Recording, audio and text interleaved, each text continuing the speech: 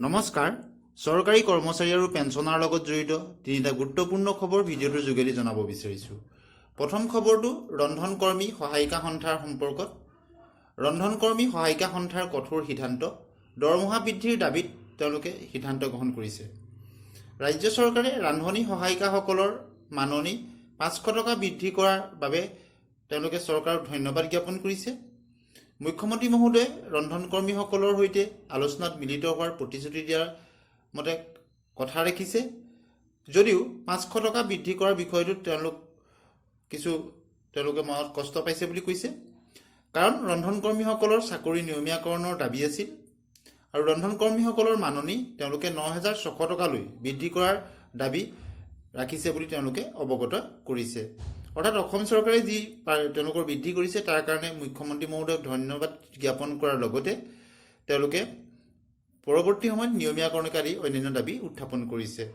আৰু সদৌ অসম প্ৰাথমিক ও উচ্চ প্ৰাথমিক বিদ্যালয় মধ্যাহ্ন ভোজন সহায়িকা কৰ্মী সন্থাৰ তেওঁলোকৰ কেইবাদফীয়া তেওঁলোকৰ দাবী আছে আৰু এই ক্ষেত্ৰত তেওঁলোকে এই দাবীসমূহ উত্থাপন কৰিছে যাতে পৰৱৰ্তী সময়ত তেওঁলোকৰ যি মাননি বৃদ্ধি কৰিছে অধিক বৃদ্ধি কৰা হয়, লগতে চাকৰি নিয়মীয়াকৰণকে আদি কৰি অন্যান্য তেওঁলোকৰ বহুকেইটা দাবী সম্বলিত পত্ৰ তেওঁলোকে প্ৰেৰণ কৰিছে। আৰু আপোনালোকে নিশ্চয় স্ক্ৰীণত দেখিছে যে সদৌ অসম প্ৰাথমিক ও উচ্চ প্ৰাথমিক বিদ্যালয় মধ্যাহ্ন ভোজন ৰান্ধনী সহায়িকা কৰ্মী সন্থাৰ তেওঁলোকৰ কাৰ্যসূচী হাতত লৈছে আৰু লগতে তেওঁলোকৰ যি কেইবাদফীয়া দাবী তেওঁলোকৰ আছে সেই দাবীও অসম চৰকাৰৰ ওচৰত সহযোগে তেওঁলোকে উত্থাপন কৰিছে। এতিয়া আহিছোঁ আমি অন্য এটা খবৰলৈ। ওদালগুৰি আঞ্চলিক কৰ্মচাৰী পৰিষদৰ অধিৱেশনত ৰিহন দৈমাৰী, কৰ্মচাৰীসকলে OPS লাভৰ বাবে দাবী জনাই অহাটো যুক্তিসংগত। কৰ্মচাৰীসকলে পুৰণি পেঞ্চন নীতি তেওঁলোকে পোৱাৰ বাবে দাবী জনাই অহাটো যুক্তিসংগত বুলি ৰিহন দৈমাৰীয়ে তেওঁ মন্তব্য কৰিছে আৰু তাক সমৰ্থন জনাইছে বুলি তেওঁ কয়। ওদালগুৰিৰ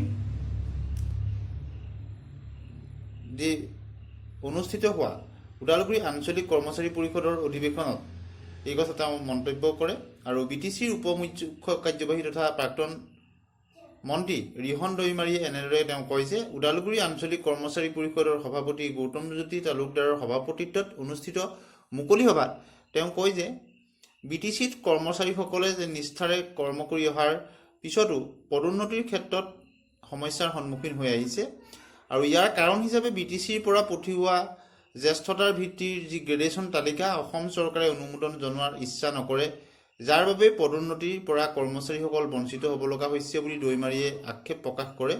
আৰু মুখ্য অতিথিৰ ভাষণত সদৌ অসম কৰ্মচাৰী পৰিষদৰ সভাপতি দীপেন শৰ্মাই কয় যে সময়ে সময়ে চৰকাৰৰ লগত কৰ্মচাৰী পৰিষদৰ আন্তৰিকতাৰে কৰ্মচাৰীসকলৰ সমস্যা সমাধানৰ বাবে দীৰ্ঘদিন দাবী জনাই আহিছে আৰু চৰকাৰৰ পৰা বহু ক্ষেত্ৰত ইতিবাচক সঁহাৰি লাভ কৰিছে আৰু চৰকাৰৰ আঁচনিসমূহ কৰ্মচাৰীসকলে নিষ্ঠাৰে কাম কৰাৰ ফলত প্ৰকৃত ৰূপায়ণৰ ক্ষেত্ৰত তেওঁলোকে সফল হৈছে বুলি তেওঁ কয়। আৰু লগতে তেওঁ কয় যে BTCৰ অধ্যক্ষ ত্ৰিদীপ দৈমাৰীয়ে তেওঁ কয় যে কৰ্মচাৰীসকল হ'ল চৰকাৰৰ এজেণ্ট। চৰকাৰ আৰু ৰাইজৰ মাজত কৰ্মচাৰীসকলে এজেণ্টৰ দৰে কাম কৰাৰ বাবেই চৰকাৰে উন্নয়নৰ দিশত সফল হয়।